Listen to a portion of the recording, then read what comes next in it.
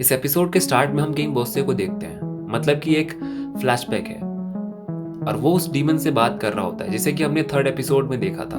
और वो उसे कहता है कि उसे सबसे स्ट्रांग बनना है।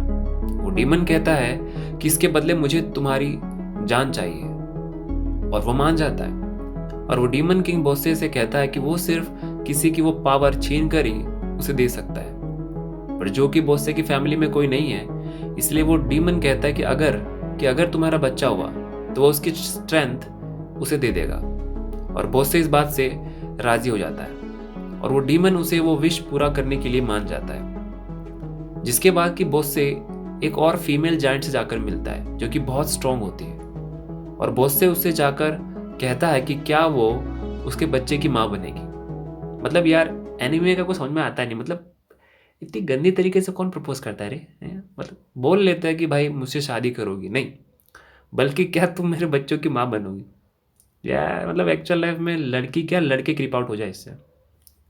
खैर, तो उन दोनों में फाइट होती है और जिसके बाद कि वो मान जाती है और एक्चुअल में वो जाइंट वुमेन बोज्जी की मॉम होती है, मतलब होने वाली बोज्जी की मॉम होती है। जिसके बाद में हम देखते हैं कि बोस्से कहीं फाइट कर रहा होता है और उसे पता चलता है कि उसका बेटा हुआ है। जिसके बाद वो उसे देखने के लिए जाता है और वो देखता है कि वो काफ़ी छोटा है, मतलब कि वो दोनों जाइंट है और उनके कंपैरिजन में वो काफ़ी छोटा है। बोस्से समझ जाता है कि उसकी सारी की सारी स्ट्रेंथ उसे मिल गई है, इसलिए वो इतना छोटा और वीक है। और यही रीज़न है बोज्जी के इतने वीक होने का।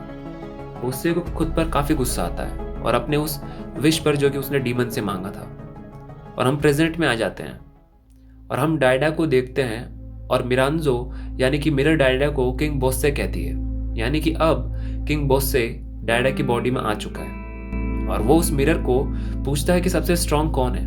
और वो मिरर उसे किसी की फोटो दिखाता है और उसे देखने के बाद वो हंसने लगता है। जिसके बाद कि वो मिरर कहती है कि उनके अगले प्लान के मुताबिक उन्हें क्वीन हिलिंग को मारना होगा। और वो मिरांजो उसके लिए कुछ मॉन्स्टर्स को लाती है। पहले पहले अपीज और फिर बाद में किंग बोस्से उन मॉन्स्टर्स को टेस्ट करते हैं। जिसके बाद कि किंग बोस्से उसे कहता है कि ठीक है, तुम इन मॉन्स्टर की हेल्प से उसे मार दो। और दूसरी ओर हम हाकुरो को देखते हैं, यानी कि वो दूसरा आदमी जो कि डोमैस और बोज्जी के साथ गया था। और हम देखते हैं कि जब डोमैस ने उसे घायल किया था उसके बाद क्या हुआ। डोमैस उसे कहता है कि मैंने तुम्हें नहीं मारा, पर इसके बदले मैं तुमसे एक चीज चाहता हूँ कि तुम वापस ना जाओ, क्योंकि अगर हम में से कोई भी वापस जाता है तो इसका मतलब ये है कि हमें सजा के तौर पर मौत दी जाएगी। और वो उसे बताता है कि उसे ये काम करने के लिए डायडा ने कहा था और उसे लगता है कि शायद क्वीन हिलिंग भी उसके साथ मिली हुई है। और अगर वो जाकर उसकी कंप्लेन भी करे या फिर उसके बारे में बताए भी तो भी कोई फर्क नहीं पड़ेगा। पर हाकुरो कहता है कि वो उसकी तरह कायर नहीं है, वो जाकर उन्हें ये मैसेज देगा, भले उसकी जान क्यों न चली जाए। और वो वहां वापस जाकर क्वीन को सारी बातें बताता है और क्वीन को ये सुनने के बाद काफी सदमा लगता है और वो उस डोमैस और हाकुरो पर दोनों पर बहुत गुस्सा करती है और वो हाकुरो को मौत की सजा देती है। पर जब वो लोग उसे सजा दे रहे होते हैं तभी वहां पर डोमैस आ जाता है और वो हाकुरो को उनके कैद से निकालता है। डोमैस ने अपने चेहरे को ढका होता है और तभी किंग बोस्से वहां पर आ जाता है और वो डोमैस को रोकने लगता है और वो उसका मास्क निकालता है और उससे पता चलता है कि ये डोमैस है। क्वीन हिलिंग उसे मारने के लिए कहती है, जिसके बाद किंग बोस्से उन्हें उसे सजा देने के लिए मना कर देता है।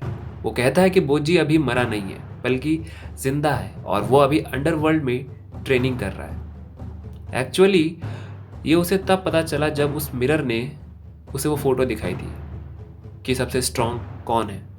इसका मतलब बोज्जी काफ़ी स्ट्रांग बन चुका है। और वो डोमैस और हाकुरो को सजा के तौर पर सिटी से निकाल देता है और वो डोमैस के कान में कुछ कहता है उसके जाने से पहले। जिसके बाद कि वो डोर्स है, यानी कि जो कि क्वीन हिलिंग का बॉडीगार्ड है, किंग बॉस से उसके कान में कुछ कहता है और वो क्वीन हिलिंग को भी कहता है कि वो भले ही दिखने में डायडा जैसा है पर वो एक्चुअल में किंग बॉस से है।